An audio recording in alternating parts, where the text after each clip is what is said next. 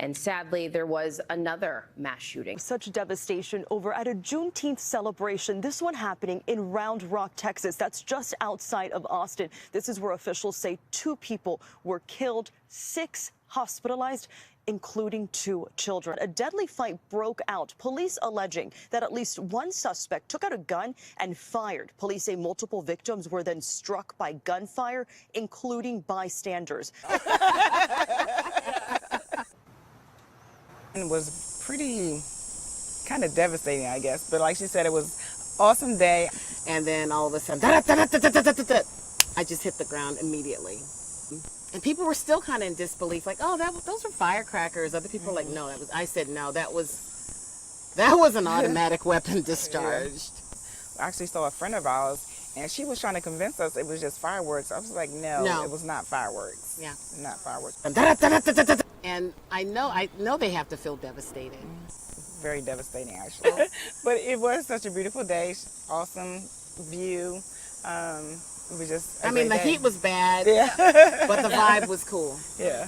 And the music was amazing. Yeah, and I know you hear about so many of these events happening on the news and things, but now y'all have experienced this firsthand. How does that change your perspective on things at all? You know, you get almost desensitized because it happens so often, but then it hits home and it just reminds you how precious life is and how everything can change in an instant.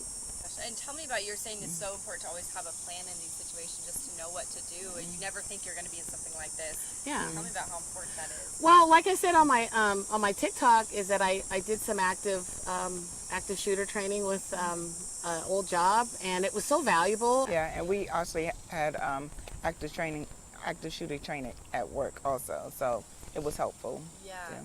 Is that upsetting that that's something we have to think about in our world in our day and age now?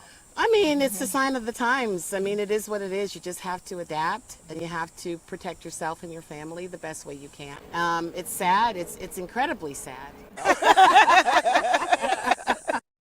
Today, police identified the 2 women killed, 33-year-old Lindsay McNair from Manor and 54-year-old Ava Duke from Pflugerville. Seeing people bleeding, I'm angry that it came to this. There's families that are grieving right now. We need better gun control policies. We need change, and we need change now. It's become evident that Texas cares more about their guns than they do their children. You have to protect yourself and your family the best way you can.